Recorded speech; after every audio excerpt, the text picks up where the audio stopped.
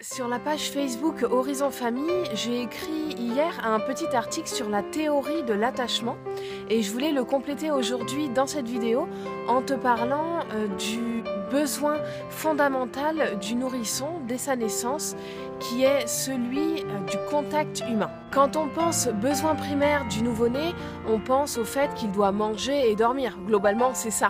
Pourtant, il y a un autre besoin tout aussi vital qui est d'être en contact avec ses parents. Un bébé a besoin de la chaleur de ses parents, il a besoin de leurs bras, il reconnaît la voix de ses parents, notamment celle de sa maman qu'il a entendue pendant 9 mois dans son ventre.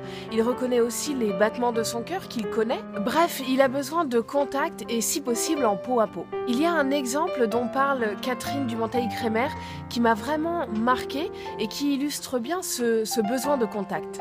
Dans les orphelinats aux États-Unis au 19e siècle, la théorie qui était appliquée était celle du pédiatre Emmett Holt et qui préconisait en fait de laisser pleurer les bébés, de ne pas trop les habituer aux câlins et de les nourrir à heure fixe.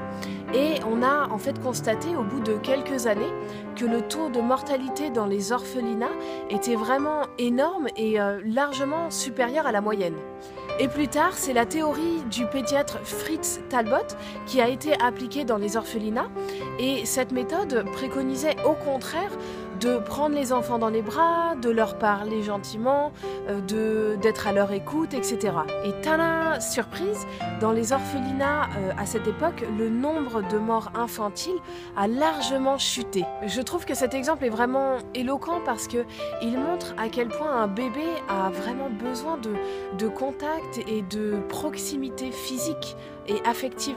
Il a besoin en fait de créer des liens affectifs avec les adultes et notamment avec ceux qui s'occupent de lui le plus et qui deviendront petit à petit ses figures d'attachement. Voilà, je te dis à très vite.